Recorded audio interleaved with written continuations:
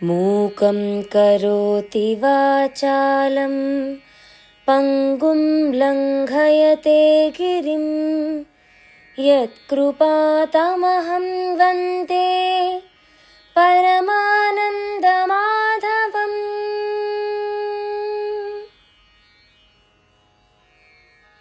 అధరం మధురం వదనం మధురం నయనం మధురం హసితం మధురం. అధరం మధురం వదనం మధురం నయనం మధురం హసితం మధురం. హృదయం మధురం గమనం మధురం మధురాధిపతేరఖిలం మధురం. వచనం మధురం చరితం మధురం వసనం మధురం వలితం మధురం. చలితం మధురం భ్రమితం మధురం మధురాధిపతేరఖిలం మధురం.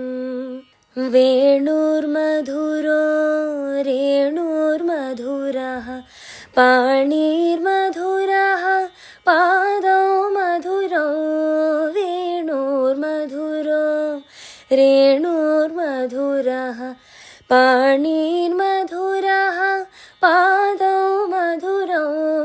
నృత్యం మధురం సఖ్యం మధురం మధురాధిపతేరఖిలం మధురం. గీతం మధురం పీతం మధురం భుక్తం మధురం సుప్తం మధురం. గీతం మధురం పీతం మధురం భుక్తం మధురం సుప్తం మధురం. రూపం మధురం తిలకం మధురం మధురాధిపతేరఖిలం మధురం. కరణం మధురం తరణం మధురం హరణం మధురం స్మరణం మధురం. కరణం మధురం తరణం మధురం హరణం మధురం స్మరణం మధురం. వమితం మధురం శమితం మధురం మధురాధిపతేరఖిలం మధురం.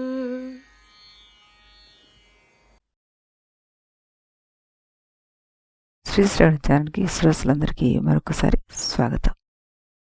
నిన్న ఈ నరకాసుడి మీద యుద్ధానికి వెళ్ళిన శ్రీకృష్ణుడు మురాసురుణ్ణి సునందుణ్ణి అలాగే హయగ్రీవాసురుణ్ణి ముగ్గురిని కూడా సంహరించేశాడు. ఇంతటితో ఆగలేదు ఆ కృష్ణుడు. కాలాంతకునిలాగా విజృంభించాడు. అఘోర పాలకుడు విరూపాక్షుడు ప్రాపనుడు పంచజనుడు మొదలైన రాక్షసాధిపతులందరినీ కూడాను సంహరించేశాడు. అదే సమయంలో 80,000 మంది రాక్షసుని కూల్చి పాంచజన్యాన్ని పూరించాడు. ఆ ధ్వని దేవతలకు అపూర్వ ఉల్లాసాన్ని కలిగించింది. మరణించిన దైత్యుల రక్త ప్రవాహం ప్రాకారం వెలుపలికి వెల్లువెత్తింది. తుత్తునీయులై రథాసొమ్ము గజాధిపతి సేనలతోటి యుద్ధరంగం యావత్తు మునిగిపోయిందిట. మేధో మధ్య మాంసాల బురదతోటి ఆ రణరంగం అంతా కూడాను భీకరంగా తయారైంది. వేలాది సైన్యం మరణించింది. సేనాధిపతులు పోయారు. తట్టుకోలేకపోయాడు నరకాసురుడు. ఆగ్రహంతో ప్రజ్వరిల్లాడు.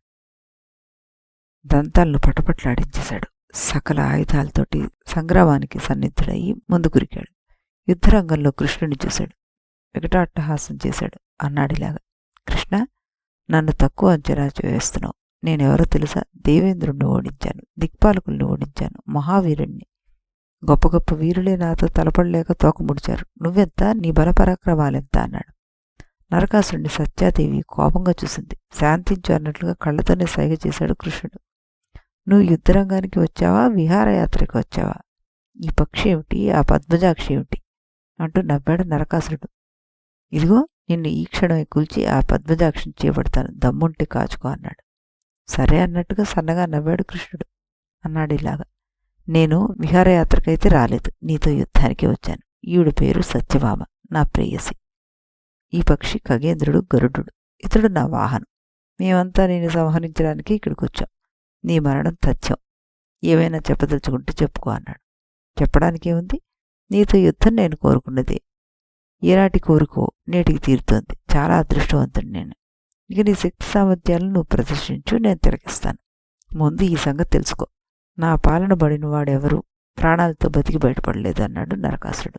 వెంటనే విల్లు ఎక్కుపెట్టాడు. బాణ పరంపరను అభివర్షించాడు. కృష్ణుడు కూడా అదేవిధంగా బాణాలను ప్రయోగించాడు. ఇద్దరూ పెను పోరాటం కొనసాగించారు. వారి పోరాటాన్ని రామరావణ యుద్ధంలాగా చూస్తున్నారు దేవతలంతా. దేవేంద్ర వృతాసురులను కూడా గుర్తు చేసుకున్నారు వారు. శ్రీకృష్ణ నరకాసురుల యుద్ధానికి లోకాలన్నీ గజగజ వణికే. కృష్ణుడిపైన లెక్క పెట్టలేనన్ని బాణాలు ప్రయోగించాడు ఈ నరకాసురుడు. ఆ బాణాలకు దిక్కులు మూసుకుపోయాయి. గరుడినిపైన 70 బాణాలు ప్రయోగించాడు నరకాసురుడు. తీవ్రంగా గాయపరిచాడు అతన్ని. అది చూసి వరుసగా 5, 8, 17 బాణాలు నరకాసురుడిపై ప్రయోగించి అతన్ని నొప్పించాడు కృష్ణుడు. ఆయన లక్ష్య పెట్టలేదు ఈ నరకాసురుడు. వందలాది బాణాలను ప్రయోగించి కృష్ణుడిని కోలుకోకుండా చేసేశాడు. తల్లడిల్లిపోయాడు కృష్ణుడు. కాసేపటికి తేరుకున్నాడు. కోపోద్రిక్తుడయ్యాడు. ఒకే ఒక్క బాణంతోటి నరకాసురుడిని అంతమొందించాలనుకున్నాడు. ముల్లోకాలు భయపడేటట్టుగా బాణాన్ని గురిచేసి వదిలాడు. దాన్ని ఆకాశం మధ్యలో పడగొట్టేశాడు ఈ నరకాసురుడు. కృష్ణుడి బాణాన్ని పడగొట్టి మరో బాణాన్ని గరుత్మంతుడిపైకి ప్రయోగించాడు. అతనికి చెప్పరానంత బాధను కలిగించాడు. భరించలేకపోయాడు ఇది గరుడు. ఆగ్రహావేశాలు చుట్టుముట్టాయి అతన్ని. దాంతో నరకాసుడి మీదకి ఉరికి కాలి గోళ్లతోనూ రెక్కలతోనూ తీవ్రంగా గాయపరిచేశాడు. ఆ గాయాలకు నరకాసురుడు మూర్ఛపోయాడు. కాసేపటికి తేరుకున్నాడు. తేరుకుని భయంకరమైన బాణం ఒకటి వింటి నుంచి సంధించాడు. కృష్ణుడి నుదుటి గురిపెట్టి వదిలాడు. నుదుటిని గట్టిగా తాగిందది. రక్తసిక్తం అయిపోయింది. మూర్ఛపడిపోయాడు కృష్ణుడు. గరుడుని మూపు మీద వారిపోయాడు. కంగారు పడింది సత్యభామ. ముందు కృష్ణుడి నుదుటిపైన ఉన్న బాణాన్ని తొలగించింది. తర్వాత అక్కడ కొంగుతో తుడిచింది. ఆ పైన కొంగుతోనే అతనికి వీసింది. తేరుకున్నాడు కృష్ణుడు. అయినా ఇంకా అసక్తంగానే ఉన్నాడు. గరుడు అప్పుడు అనేక విధాల శీతలోపచారాలు చేశాడు. ఆసరికి కోలుకున్నాడు కృష్ణుడు. సత్యభామను నవ్వుతూ చూశాడు. అన్నాడిలాగా, బాగా అలసిపోయాను. కాసేపు విశ్రాంతి కావాలనిపిస్తుంది. ఈ కాసేపు నువ్వు యుద్ధం చేయన్నాడు. ఆశ్చర్యానందాలతోటి చూస్తున్న సత్యభామకు విల్లు అమ్ముల పొదలను అందించాడు. విల్లు అందుకుని లేచి నిలబడింది సత్యభామ. శౌర్యమే ఆమె రూపు దాల్చినట్టుగా అయింది. ధైర్యం రూపు కట్టినట్టయింది. నరకాసుడితోటి ఆవిడ తలబడింది. ఘోర సంగ్రామం సాగించింది. సత్యభామ ప్రయోగించిన బాణాలకి ఈ నరకాసురుడి శరీరం రక్తసిక్తమైంది. దుస్సాహ వేదన కలిగింది అతనికి. తనతో యుద్ధం చేయడం చేతగాక భార్యకి అప్పచెప్పాడు. ఆవిడ చేతిలో ఓడిపోతాను అనుకున్నాడు కాబోలు. జరగని పని అనుకున్నాడు నరకాసురుడు. సత్యభామపై వాడివాడి బాణాలను ప్రయోగించాడు. గుండెల్లో 1, పార్శ్వాల్లో 7, చేతులపై 6 ఒకేసారి ప్రయోగించాడు. అవన్నీ సత్యభామను గాయపరిచాయి. అయినా లక్ష్య పెట్టలేదు ఆవిడ. కోపోద్వేగంతో నిరంతర బాణప్రయోగాన్ని చేసింది. నరకుని విళ్ళు విరిచేసింది. కేతనాన్ని తుత్తునీలు చేసింది. రథాస్వాలను కూల్చేసింది. సారథిని సంహరించింది. అమరుల జయజయధ్వానాలను అందుకుంది. నరకుడు మరో విల్లు అందుకున్నాడు. దాన్ని కూడా ముక్కలు చేసింది. ఇంకో విల్లు అందుకున్నాడు. దాన్ని తుత్తునీలు చేసింది. ఇక సహించలేకపోయాడు ఈ నరకాసురుడు. గదం తీసుకుని సత్యభామంపై ప్రయోగించాడు. దాన్ని ఆకాశ మధ్యభాగంలో ముక్కలు చేసి గొంతెత్తి గర్జించింది ఆవిడ. శక్తి పరిగణలు ప్రయోగించాడు. వాటి తీవ్ర బాణఘాతాలతో తుత్తునీలు చేసింది సత్యభామ. భీకర బాణాలను ప్రయోగించి నరకుడికి ప్రాణభయాన్ని కలిగించింది. సత్యభామ పరాక్రమాన్ని ఆకాశశరులు అంతా చూసి ఆనందించారు. విధాలుగా ఆవిడ్ని అభినందించారు. సత్యభామ యుద్ధ చాతుర్యానికి కృష్ణుడు కూడా మెచ్చుకున్నాడు. ఆవిడ్ని ఆలింగనం చేసుకున్నాడు. దేవి, యుద్ధం బాగా చేసి అలసిపోయావు. ఇప్పుడు నువ్వు విశ్రాంతి తీసుకో. ఆ రాక్షసుణ్ణి నేను తుదముట్టిస్తానన్నాడు. తన గళంలో మెరుస్తున్న అమూల్య హారాన్ని తీసి దాన్ని దేవి మెడ అభినందనగా అలంకరించాడు. ఆ హారం కౌస్తుభం కన్నా అమూల్యం, అపూర్వం. రుక్మిణీదేవి ఆ హారం కోసం ఎంతగానో ప్రయత్నించింది గాని అందుకోలేకపోయింది. ఆ హారానికి ఒక ప్రత్యేకత ఉంది. దాని కాంతి చల్లగా ఉంటుంది, వెన్నెల్లా ఉంటుంది, కళ్ళకి హాయిగా ఉంటుంది. ఇప్పుడు ఆ హారం సత్యాదేవి గళసేవలో అలంకరించి అతివైభవంగా నిలిచింది. దాంతో ఆవిడ సాక్షాత్తు లక్ష్మీదేవిలాగా సాక్షాత్కరించింది. సత్య చేతులని విల్లు అందుకున్నాడు కృష్ణుడు. నరకాసుడితోటి తలబడ్డాడు. భీకర సంగ్రామం కొనసాగించాడు. నరకాసురుడు సరికొత్త రథాన్ని అధిరోహించి యుద్ధంలో పాల్గొన్నాడు. 7 బాణాలు ప్రయోగించి కృష్ణుణ్ణి, 10 బాణాలు ప్రయోగించి సత్యభామను, 5 బాణాలు ప్రయోగించి గరుత్మంతుణ్ణి బాధించాడు. గొంతెత్తి గర్జించాడు. నరకాసురుణ్ణి విజృంభణ సహించలేకపోయాడు కృష్ణుడు. కోపోద్రిక్తుడయ్యాడు. ఎడతెగని బాణవర్షాన్ని కురిపించి అతని వీలుణ్ణి, కేతనాన్ని, రథాస్వాల్ని, సారథిని నేలకొల్చేశాడు. ఆకాశంలోని అమరులకు మళ్లీ ఉత్సాహాన్ని కలిగించాడు. నరకాసుడు ఏమాత్రమూ బెదిరిపోలేదు. గదాయుధాన్ని ప్రయోగించి కృష్ణుడి వక్షస్థలాన్ని గట్టిగా మోదాడు. అదే గదతోటి గరుత్మంతుని కూడా దెబ్బతీసి రాక్షస సేనలో మహోత్సాహాన్ని కలిగించాడు ఈయన. రాక్షస సేన ఆనందసాగరంలో తేలియాడిపోతుండడం గమనించాడు కృష్ణుడు. భరించలేకపోయాడు. ఒకే ఒక్క బాణం ప్రయోగించి నరకాసుడి గదని ముక్కలు చేశాడు. తర్వాత నరకుడు ప్రయోగించిన పరశు, పరఘము, శక్తి, ముద్గరము, తోమరము మొదలైన తీవ్ర ఆయుధాలన్నింటినీ తుత్తునేయించేశాడు.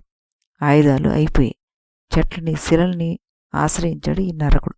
వాటిని కృష్ణుడిపై గురిచేసి విసురుతుంటే ప్రాణాన్ని కాపాడుకునే ప్రయత్నం చేశాడు కృష్ణుడు. వాటిని కూడాను పిండి చేశాడు. ఇక శత్రువును ఉపేక్షించరాదనుకున్నాడు. కోటి సూర్యప్రకాశంతో శత్రువులు కళ్ళు మిరుమిట్లు గొలిపేలాగా చక్రాయుధాన్ని తీవ్ర వేగంతో ప్రయోగించాడు కృష్ణుడు. అంతకుముందు చక్రాయుధం అనేక మంది రాక్షసులను బలికొంది. అమరులు, సిద్ధులు, సాధ్యులు, మునీశ్వరులాది సత్పురుషులు పత్నుల మంగళసూత్రాలను రక్షించడం దాని బాధ్యత. అలాగే బ్రాహ్మణులను, తపోనిధులను ఎళ్లవేళలా సంరక్షించడం దాని పూచి. కృష్ణుడు ప్రయోగించిన ఆ చక్రాయుధం ప్రళయకాల భాస్కర సమూహంలాగా ప్రజ్వరిల్లింది. పెనువేగంతో వచ్చి ఈ నరకాసుని శిరస్సుని ఖండించేసింది. శిరస్సు తెగి నేలకోరడంతో అతని శరీరం కూడా నేలకి జారిపోయింది. అసురుని వేడివేడి రక్తం రణరంగాన్ని ముంచెత్తేసింది. స్వకీయ ఆకారంలో భూదేవత ప్రత్యక్షమైనప్పుడు శిరస్సు తెగి విరవిల్లాడుతున్న కొడుకు శరీరాన్ని గట్టిగా కౌగిలించుకుంది. గోలుగోలున విలపించింది. కాసేపటికి తేరుకుంది. కొడుకు చెవులకు ఉన్న అతిథి కుండలాలను వేరు చేసింది. వాటిని కృష్ణుడికి అందిస్తే ఇలా అంది: ప్రాణేశ్వర, కరుణించి పుత్రుణ్ణి ప్రసాదించావు. వాడి ప్రవర్తన లోకభయంకరమైతే సంహరించావు. ఇకపై తపస్సులకు, సత్పురుషులకు ఎలాంటి భయమూ లేదు. చరాచర ప్రాణాలన్నీ పరమానందంతో మనగలుగుతాయి. ఇదిగో ఈ రత్నకుండలాలు అతిథిదేవి కర్ణాభూషణాలు. ఇంద్రుణ్ణి జయించి నరకుడు వీటిని చేజిక్కించుకున్నాడు. తీసుకో, తిరిగి ఇవి ఇంద్రుడికి అందజేయన్నాడు. కుండలాలను అందుకున్నాడు కృష్ణుడు. దేవా, నాదో చిన్న కోరిక అంది భూదేవి. చెప్పుదేవి అన్నారు కృష్ణుడు. నరకుని కుమారుడు భగదత్తుడికి తండ్రి సింహాసనంతో సహా రాజ్యాన్ని ప్రసాదించు, పరిరక్షించు అంది. తప్పకుండా అన్నాడు కృష్ణుడు. ఓదార్చాడు ఆవిడ్ని. భూదేవి అదృశ్యమైంది. నరకుడికి అగ్ని సంస్కారం చేసి అతని రాజ్యం భగదత్తుడికి ప్రసాదించవలసిందిగా మంత్రివర్యులకు ఆదేశించాడు. సరేనన్నారు మంత్రివర్గం. అప్పుడు శత్రువైభవం చూడాలనిపించి రాజమందిరానికి చేరుకున్నాడు కృష్ణుడు. అక్కడ గరుత్మంతుని పైనుంచి కిందకి దిగి రత్నభాండాగారాన్ని చేరుకున్నాడు. నవరత్న రాశులు చూశాడు అక్కడ. బంగారంతోనూ వెండితోనూ చేసిన వస్తువులు పోగులుగా చూశాడు అక్కడ. వజ్రవైడూర్యాలు పొదిగిన సింహాసనాలు, శయ్యల్ని చూశాడు. ఆశ్చర్యపోయాడు, నిశ్చేష్టుడయ్యాడు. శయ్యల పక్కన ఉన్న తగద్దగాయమాన కాంతుల్ని వెలుజల్లుతున్న శ్వేత ఛత్రాన్ని చూశాడు. సువర్ణ దండాన్ని చూశాడు. మరింతగా ఆశ్చర్యపోయాడు. అప్పుడు కృష్ణుడు ఇలా అనుకున్నాడు. మరి కృష్ణుడు ఏమనుకున్నాడు, ఆ తర్వాత అక్కడ ఏం జరిగింది, ఇవన్నీ కూడా మనం రేపు ఇదే సమయానికి ఇదే ఛానల్లో కలుసుకుని అప్పుడు చెప్పుకుందాం. అంతవరకు సెలవు.